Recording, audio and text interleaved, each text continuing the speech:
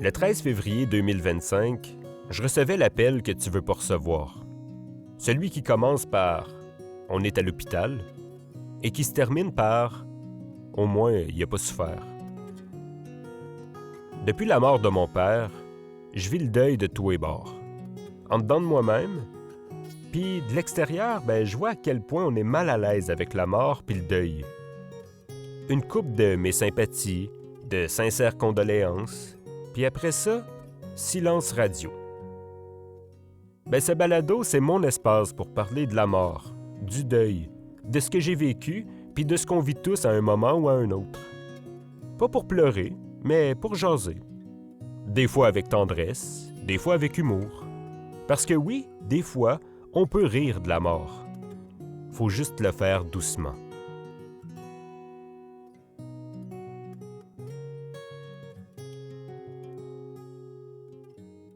La seconde où j'ai reçu l'appel, le temps s'est arrêté.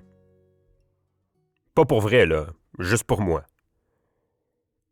J'étais assis devant mon ordinateur en train de suivre une formation en ligne, puis le professeur est en train de nous radoter un charabia, comme quoi une classe, c'était pas juste un groupe, mais une équipe, et qu'une équipe, c'était pas juste un groupe, et blablabla, blablabla, blablabla. Je vous jure là, que mon père m'a sorti d'un calvaire. Tu sais, mourir, c'est rough, mais me faire sortir d'un cours où une équipe, et pas un groupe, mais un groupe, peut-être une équipe, je vous jure, j'ai failli y envoyer des fleurs drette là. Fait que là, le cours, lui, a continué. Le groupe, l'équipe, ou je sais plus on en était rendu où, eux, ils vivaient leur truc, pendant que pour moi, soudainement, tout s'était arrêté. J'ai quitté le groupe, l'équipe, sans dire un mot. J'ai fermé mon ordinateur. Puis j'avais juste ces mots-là qui résonnaient. Il est décédé. Il était quelle heure précisément? Aucune idée. Combien de temps ça nous a pris pour nous rendre en catastrophe à l'hôpital?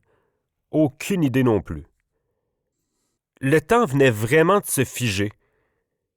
Mais il restait encore un petit peu plus de place pour figer encore un petit peu plus. Parce que là, arrive dans la chambre d'hôpital. La pénombre. Mon père sur le lit. Ma mère, ma sœur, puis moi, le souffle court. Le silence. Tout était pogné là.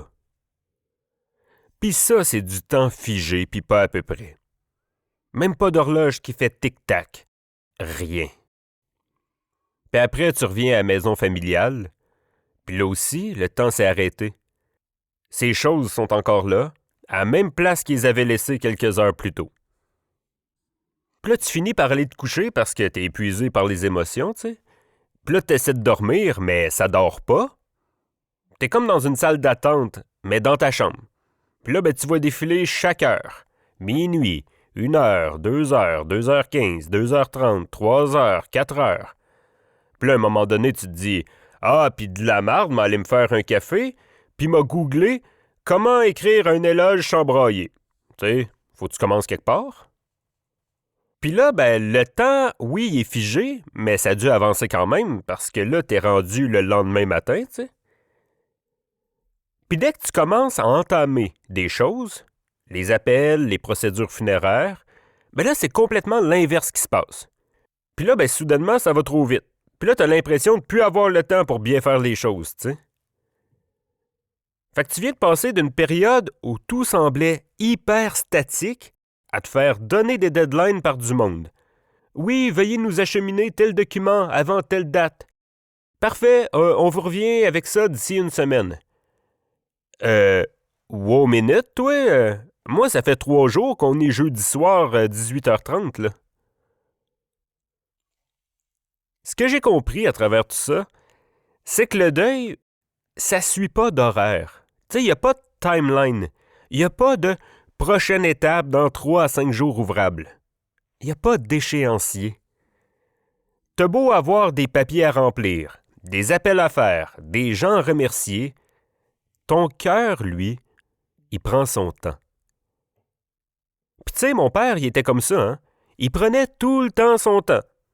Pas pressé, pas stressé. C'est peut-être une autre chose qui m'a laissé sans savoir. La permission de vivre les choses à mon rythme.